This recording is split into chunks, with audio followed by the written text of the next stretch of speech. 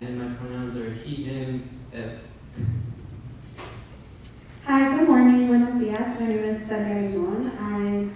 My pronouns are she, her, ella, and I graduated from UC Riverside back in June 2020 with a BS in Environmental Science and a concentration in Natural Sciences.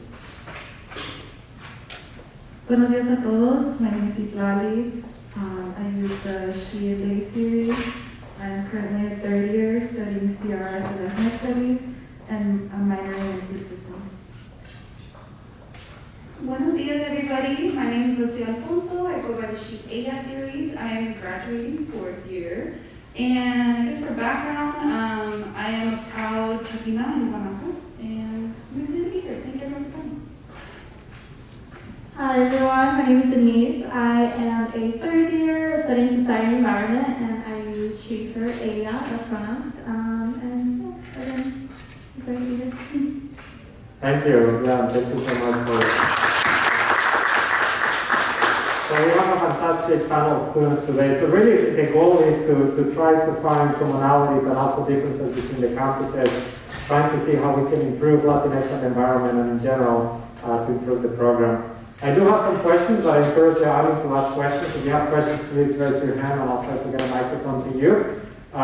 So this is really meant to be a conversation for all of us to learn what's working, what's not working, what we can do better, and what we can learn from each other.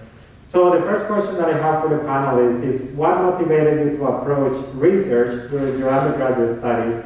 And if you can comment on any resources that facilitated that process, or even barriers that you think are important to highlight to get to that point. So we'll see, perhaps you can get us started. So what motivated you to pursue research in your undergraduate, and what barriers and potential things that facilitated that process too? Yeah, so I'm gonna be honest. When I first came to UC Berkeley, I did not think I would ever be doing actual research. I thought, I'm gonna do research papers for my class, and that's probably as far as it's gonna go. Because when I came in, I thought that is a very big STEM thing. You have to be majoring in chemistry or something to be working in a lab. That's what I thought research was at that point. And I definitely didn't feel like I saw individuals who represent, my identity as being in those spaces. But thankfully, I was able to find Latinos in the environment, and from there, I was able to build a lot of connections, and I was able to have opportunities to do internships, and at some point, I was working with Federico Castillo and Tim Bowles, and I was able to do research on comparing diversified farming systems and non-cultural systems and how they impact farm workers, and what are ways in which we can envision bridging farm workers to become farm owners.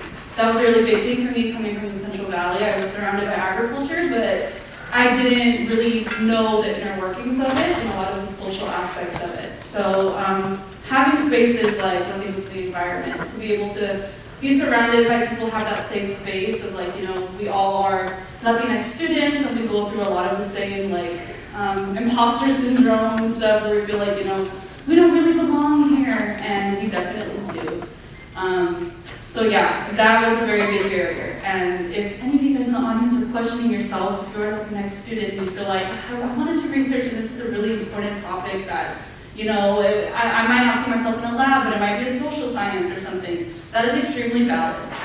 That's a lot of, I feel people's concerns, and just really believe in yourself. And thankfully there are communities like that out there, whether it's an initiative like this or even just, friends, that kind of stuff, just being able to find a space where you're able to validate those kinds of opinions and things that you really believe in. I think that really pushes you. That really drives me to be able to do research.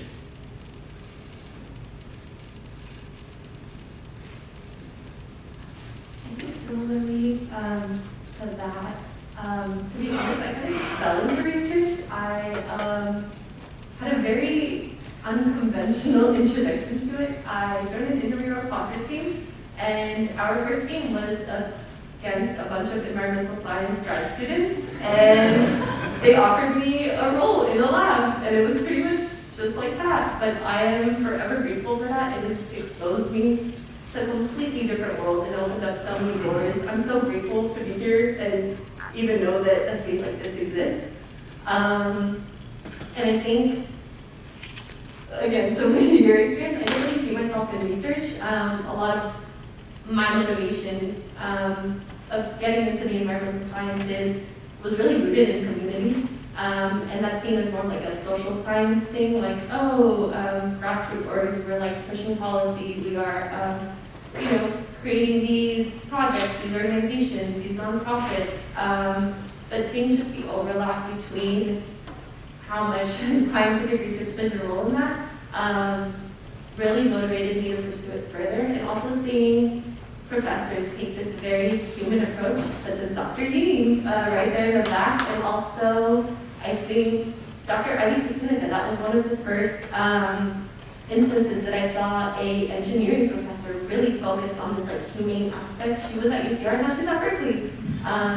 So I think just seeing that research can indeed be very humane and very big picture, not just as like, okay, how does nitrogen affect this like one specific thing, was kind of what made me feel more comfortable allowing myself to exist in that space, I guess.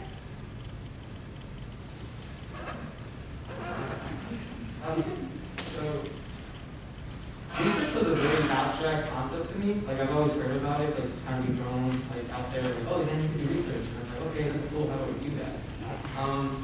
So I kind of represent community college transfers, because I started at the Victor Valley College in High Desert, and then transferred from there to UC Riverside. My counselor told me about this program called the Summer Bridge Research Program, where they're offering resources and opportunities to community college transfers. And I thought, hey, I'm community college transfer, so I can apply to this. And through that, that's about the time when I was, presenting my first began as undeclared. And then I remember working my biology class, and we did a study on species, intertidal species, and just kind of like monitoring the biodiversity with, plots, right? I would look at the beach. So I applied, and I got in, and then I said that my interest was environmental science, and through that I was paired with Professor Sam Ying. And we worked on, us in the 30 lab, the soil biology and chemistry lab, we worked on soil micromediated sustainable agriculture. So when I heard about that project name, I was like, wow, that's really scary, because that just sounds like all this kind of jargon being thrown at you, and I just had associates in mathematics and science.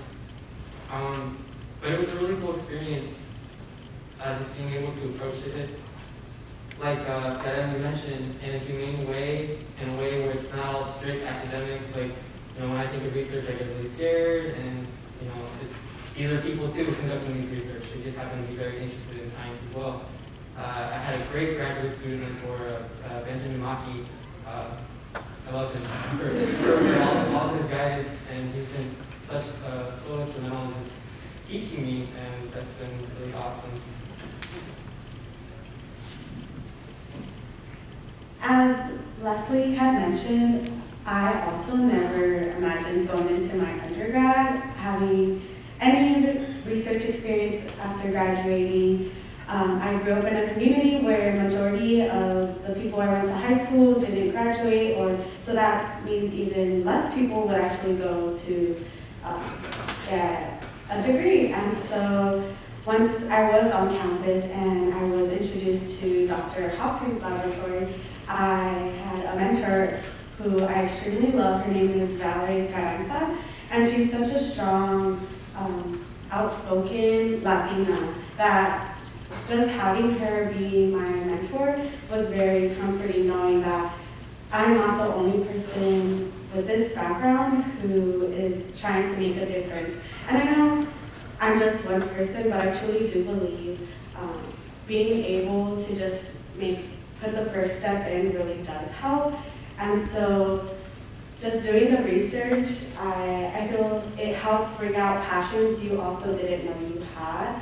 And yeah, so I definitely do feel the more you begin to have that research experience and the connections, it really brings out the side of you that you really didn't know you had, and you're able to connect with others as well that also come from the same background. And especially say growing up with parents who didn't really have an education, knowing that I can be that for them, that my potential children or nephews and nieces can actually look up to me as a Latina and be like, my tia or my mom was able to do that as a Latina, so can I.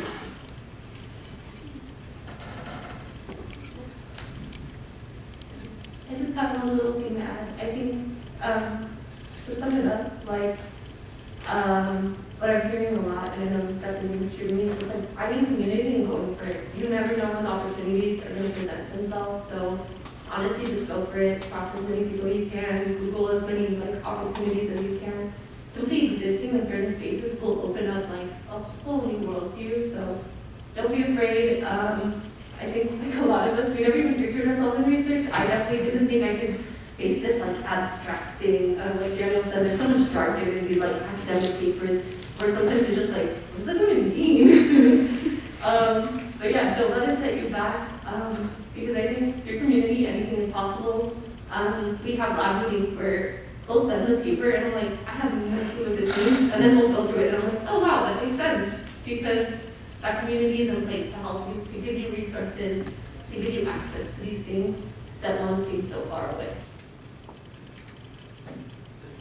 Just adding on to that, if you don't see opportunities, then go and make them, connect, seek to network as much as you can, and not even in the academic or like scientific realm, just in general, like spiritually as well. Your world will expand exponentially, like if you just are going out there just asking questions and not being afraid to start conversations with people. It's a beautiful thing. Great, thank you. So we heard a lot about having community, having resources, applying for things, kind of falling, serendipity as well, kind of falling into it. But what about barriers? What do you think are the main barriers to get at that threshold of, scariness of getting into research or contacting a laboratory or having those opportunities? What do you see the major barriers being for some of us to get into research or for you personally? What was that issue? And then maybe some suggestions that you might have for some of us to overcome that.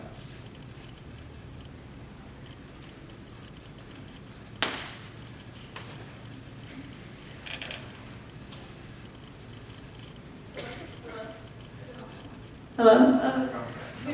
I guess some barriers. I know coming into Cal, I wanted to do something like environmental studies related. But I remember looking up on faculty and they all looked like the same person.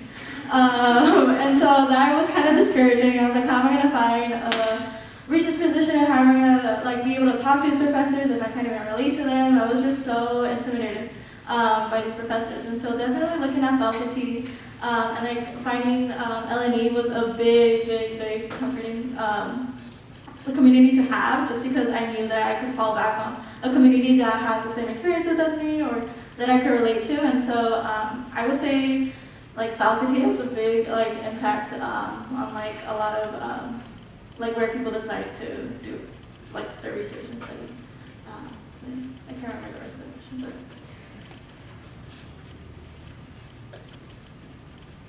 Hi everyone, I'm Suplali again. I think for me the biggest barrier had to do with exposure. I did not know that I had access to these opportunities to conduct research. It wasn't until I somehow ended up in Federico's class. I had signed up for the wrong class. I was supposed to take some Chicano art class. But everything happens for a reason, and I truly believe there was no mistake that I ended up in his classroom. And him just being open and providing us with these resources was really what made it for me. And yeah, he offered this opportunity with Latinx in the environment. And up to that point, I didn't realize that my area of interest was research worthy. And beyond that, much like my peers were saying, for me at the time, research was very quantitative, very cutthroat, and in a way, my family oral histories became a little bit invalidated as not valuable information to make impactful change. And again, if it wasn't for the exposure that the faculty have exposed us to, I don't think I would be here, to be honest. And even these opportunities, right, it really builds and influences our future careers. I never really considered myself as a researcher, but after this, I realized that we don't give ourselves enough credit, that we are very much capable of anything, and I'm proud of us, of all of us that are here, and yeah, thank you. I think one barrier I face is, recognizing the title of a first-generation college student. Because on top of that, I also remember that I'm a first-generation Mexican-American college student. And, to kind of like clarify, it's like, oh, first generation, that's so cool, you must be so proud. And I'm like, it's really hard, dude. Like, I had to find out these things by myself, and my parents even like signed me up for a kind of like coaching program in my senior year, where, yeah, they were like on me about the deadlines, and like they would check on me. So I really, that was really cool. But just like the basic things, like meeting that mandatory registration deadline. I was gonna go to Cal State Fullerton. I missed the orientation deadline, and they kicked me out, for lack of better words. So the next, that's when the next day I went to BBC, my community college, and I just signed up, and I just kind of set a new plan there, and it actually turned out to be the best thing for me, But no, just having to learn these things kind of like on your own, even though you have people there for you, but realistically, you are learning these things by yourself. And because I feel like with my high school counselors, a lot of them would just be like, yeah, apply to every college, apply to this, apply to that, apply to this, and I was like, you know how much applications cost? It's a lot of money, apply for scholarships. I'm busy, but no, yeah, just kind of learning things on your own, because as I mentioned, not just being first generation college student, but first generation Mexican American or Latin American college student, that's has its own set of barriers too.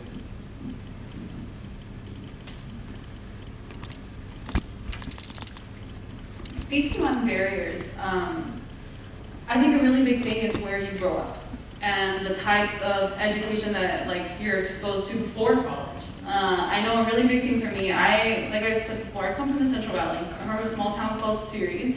If you're on the California 99, probably going to LA, you're coming back to the Bay Area, it's like a blink of an eye and you pass it. You don't even know that it's there. And a really big economic source for that town is agriculture. And the only kind of exposure that I had to the environment was put in that kind of a sphere, where it's you see yourself either becoming like a farm owner or you work for the Gallo or something like that. That was kind of what I was exposed to. And it wasn't until I was in high school and I took AP Environmental Science that I even learned about that kind of stuff. And even reflecting on that, I'm very glad I was able to take that class. That's where I was really exposed to wow, I want to work in this kind of an industry. And at the time I thought, I want to work in a lab. It did not turn out that way. I switched my major real quick. But I definitely wanted to do social science. But even taking that class, I really remember how we went through the whole semester and we were talking about all the physical sciences, and it finally came to the last week, and I remember I was so excited to get into environmental justice. That was a really big thing that I had a passion about, and I had done a lot of work outside of the class on that.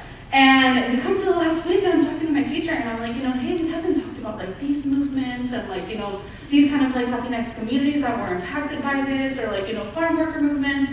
She's yeah, it's part of the curriculum, but we don't have a lot of time, and that's not what the AP exam really teaches about, or the test you want. So we're just gonna kind of skip that.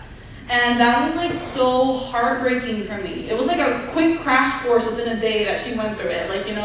These are all these communities, click, click, click, click, click, and you're done.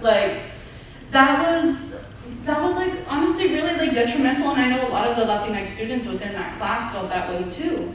And working with Latinx in the environment and being a co-lead my junior year, where we had to build a curriculum, and made me realize how important that is, because you are going to be making and organizing what these students are going to be, enveloping themselves in within this class. What are the conversations that are going to be held, and that's so important. So I feel that's a really big, thing that we need to work on is there's a lot of marginalized communities who their education, like their educational funding in general, is so like little, you know, they're working so, it's hard because it's like you want better, and it's the teachers that get a lot of the burden of it, where it's like, you want to blame them, you're like, why don't you teach us this, why don't you teach us that, but it's like, they really lack resources a lot of the times. And so, I think that's a really important, that's like planting the seeds, you know. Obviously, you want all these students to go to college, you know, if that's their calling, that's what they want to do.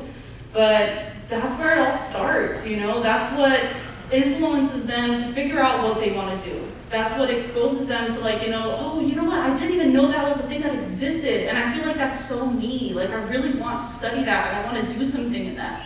And if kids don't have that exposure, then, like, where are they going to go, you know? Where are they going to learn about that kind of thing? So I feel like that's super important.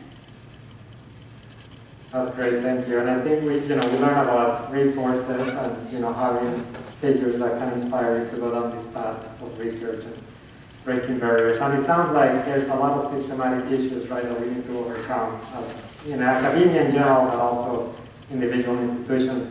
And I think that brings me to my next question. I'm really curious about this because, UC Riverside is a Hispanic serving institution, and UC Berkeley announced plans to become a Hispanic serving institution by 2027. So what does it mean to the students to be a Hispanic serving institutions?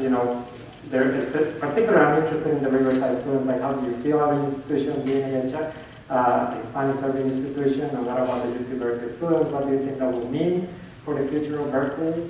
And how would that potentially change your trajectory too?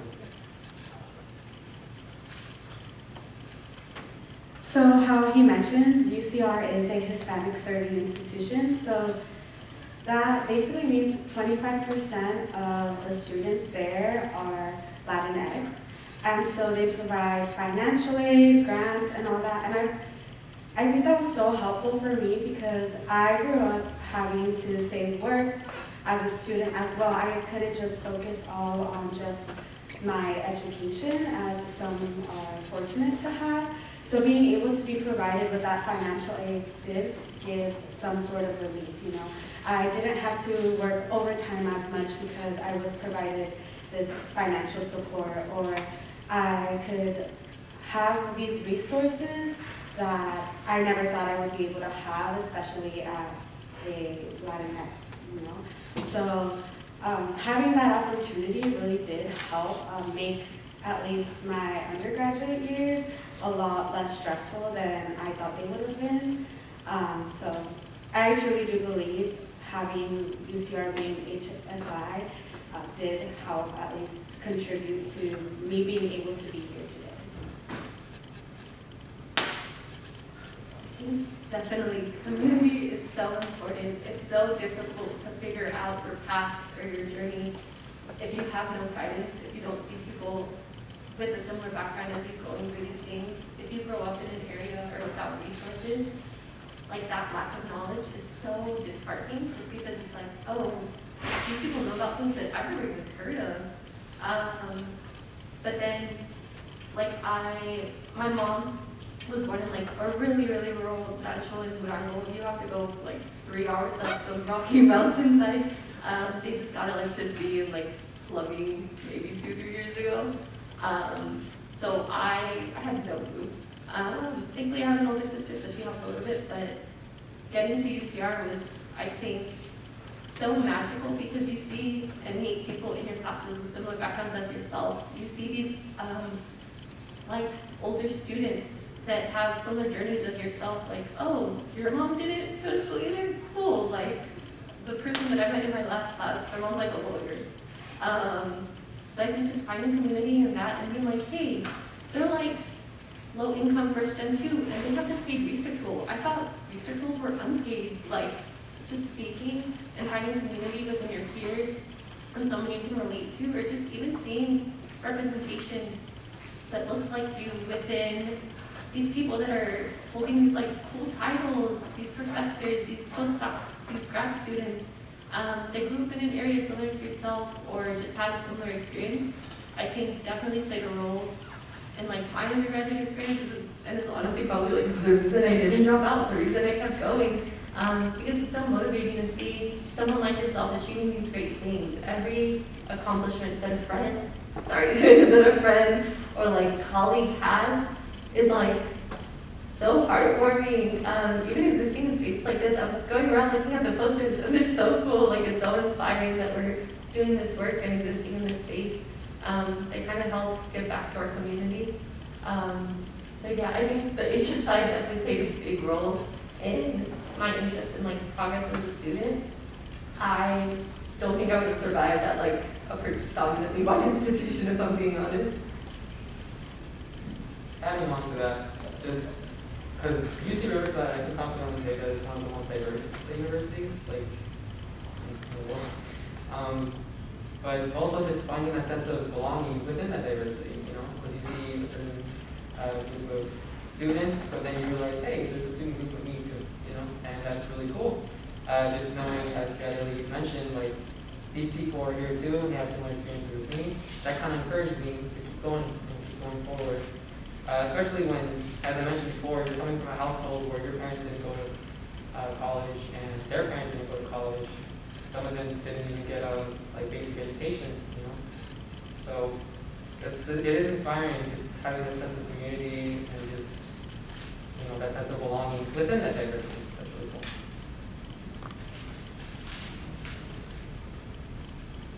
Yeah, I'm curious to hear about the Berkeley students. What do you think about the plan of becoming a Hispanic, certain institution by 2027? So a little bit too late, is it right? The timing and how you felt through your experience so far here.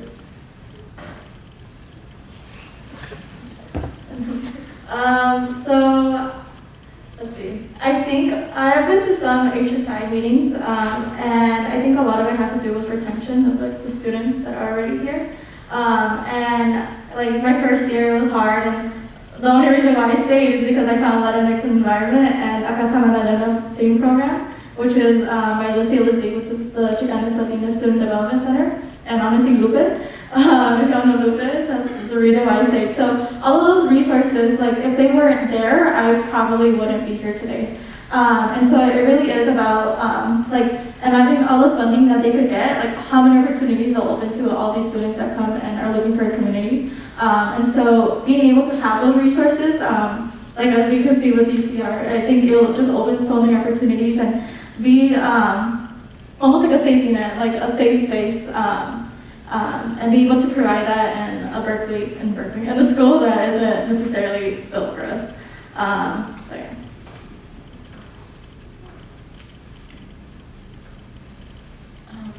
For me, Berkeley not being an HSI institution made it that much harder for me to find community here. It wasn't until my third year that I found people who I could relate to, who I could connect to, which is heartbreaking. Especially as a freshman, as a sophomore, coming into these spaces.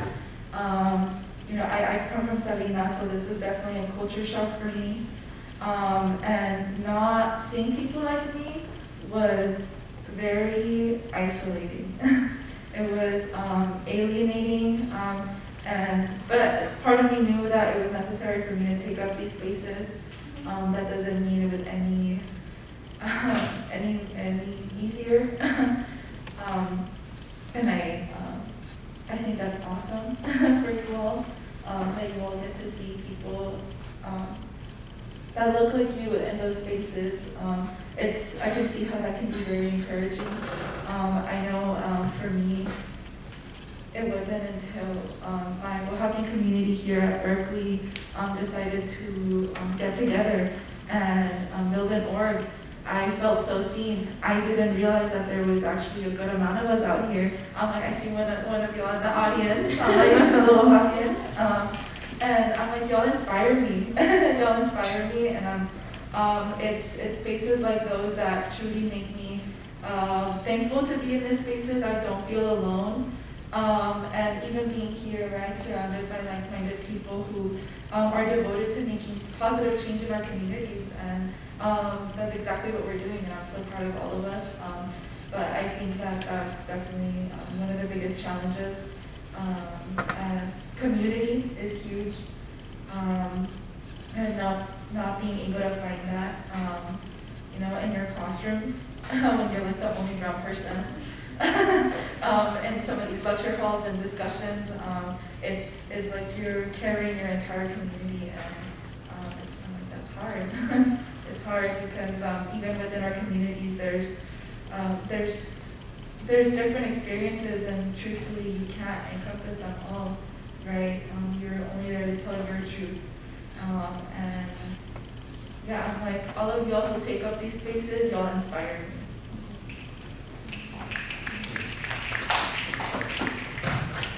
Yeah, I think it's definitely a very necessary step, and a step that should have been taken a long time ago, I think, for UC Berkeley.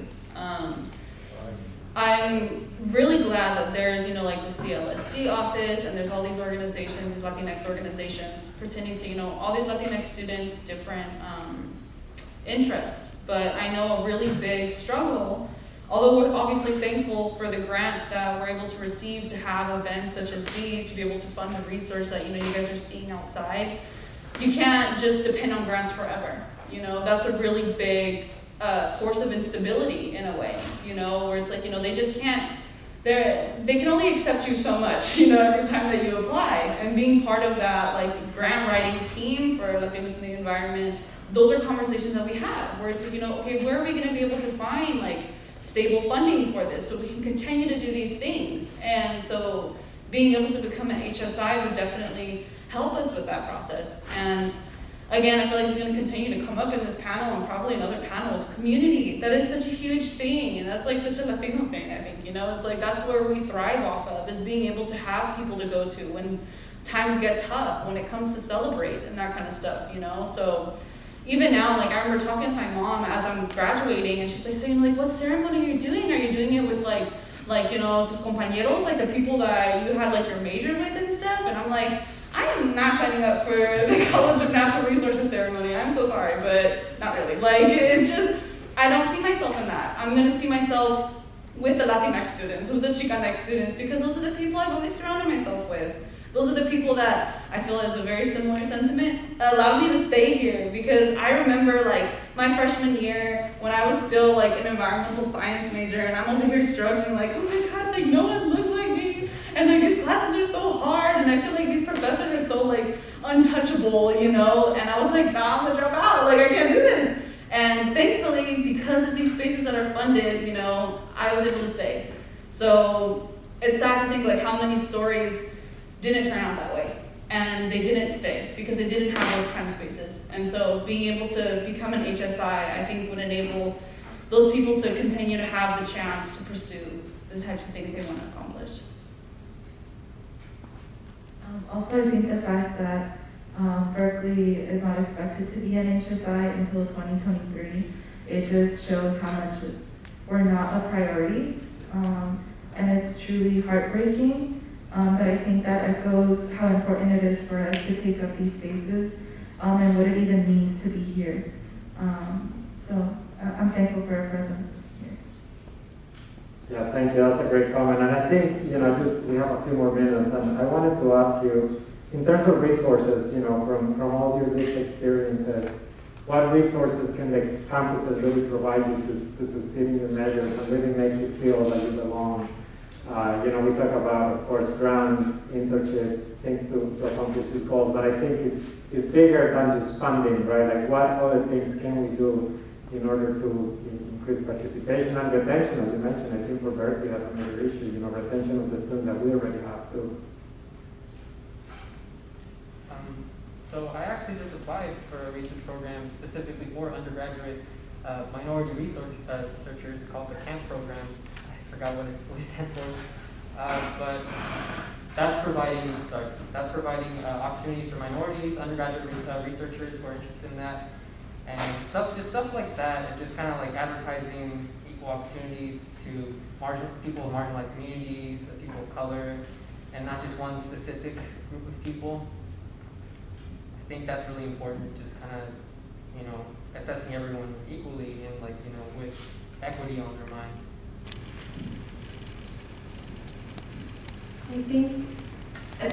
I always go back to community because I think that's what really helps me. I think definitely prioritizing spaces like these and connecting undergrads that might feel lost, might feel like, wow, this is too much, with people that have already gone through it is really vital and important, just that representation. I just spotted her right now, and I'm sorry to put you on the spot, but is that Yvette? Oh. Just kidding, it just really looks like her. But Yvette is she went to UCR. She is very invested in the Inland Empire community, which is where I'm from and where UCR resides.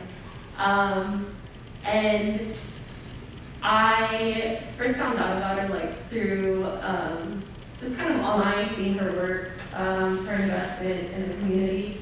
And from there, I just formed like the biggest girl crush, for lack of a better word. I thought she was so cool. She was so vested in the environment. She, in her community, gave me back. And that's something that just happened by chance. And now I get to like work with her a little bit, which is really cool. But all that to say, I think just building community, building these spaces so we don't feel isolated, we don't feel lost up until like our third year. It's just really important. And also just providing support in so many different ways. Like it's not just about like, hey, here's some opportunities. It's like, hey, here's some money to pursue these opportunities. Or like, here is like the resources in the community, and also just like mental health services. So you're in the place to pursue these opportunities. I think especially when you're isolated and you're lost, like your mental health takes a toll. And I think just, I don't know, realizing that it's not just about creating these opportunities and presenting these opportunities, it's also about making them accessible. Like, why are you sending me this email when the deadline is tomorrow? Like, I have work, bro. Like, I'm gonna work for 8 hours. When am I gonna get this done?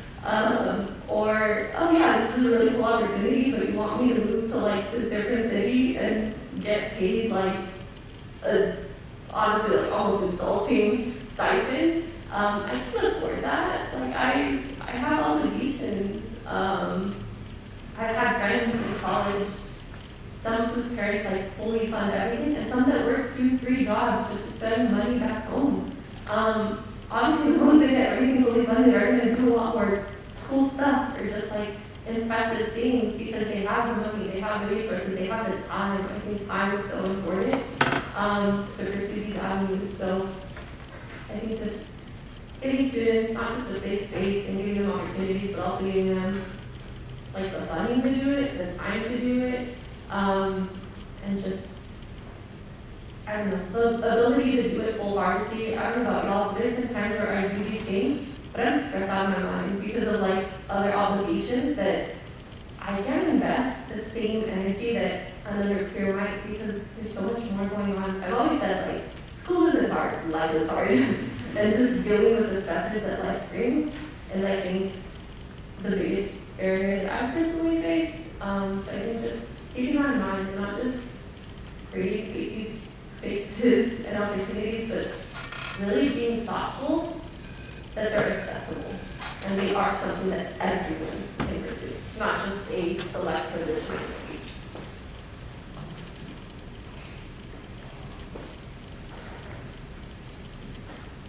I think a really big resource that universities need to be able to prioritize is basic needs. I think a lot of the times it's really overlooked where it's like, hey, that's great, you know, you're gonna fund me for like you have opportunities for like paid research and that kind of stuff, but how am I gonna be able to obtain that if I can't even find like basic housing? How am I gonna be able to obtain that if I can't even like be able to afford like my groceries? Or I don't know if I'm gonna be able to cover like my bills and that kind of stuff, you know? Or it's like, you know, I don't have the time because I have to pick up a job. Some people have to pick up 2 jobs. There's really crazy stories like that, and it's really unfortunate. And I feel like with institutions as rich as these, that's something that is so sad to see is still such a huge struggle, you know? Like, it's really sad because there's a lot of lost potential at that point, you know? I have so many friends who they apply to places like UC Berkeley or any kind of UC or CSU, whatever kind of college, trying to find an education past high school, and they can't obtain it because they can't afford the tuition for it, you know, or it's like, you know, I have these like families that I need to be supporting and I have to pick up these jobs. So it's like understanding that a student can't be a student or definitely cannot be pertaining in like research if they don't even have access to those kind of basic things. So I feel like there needs to be a lot more emphasis put on that. That's a really big issue happening in Berkeley especially. You know, I know there's a housing crisis basically throughout like all the US, but there's a huge housing crisis out here. Like for me, like imagine seeing when you're like, I remember being like a freshman in dorms and stuff, and thankfully since, you know, my family was making so little, I was able to have it covered, you know, that's definitely a blessing. But seeing that, being able to like pay rent for like maybe a 1-bedroom is over nearly $3,000, like who has the money for that? And I'm sorry, the research I'm gonna give me ain't gonna cover it. Like, that's honestly the truth of it. So definitely putting attention into that, because at the end of the day, like before a student, you're a human and you need to have those kinds of resources available to you. Everyone should be able to have those resources. All right, so we're a little bit past time, but I wanted to, please thank our panelists,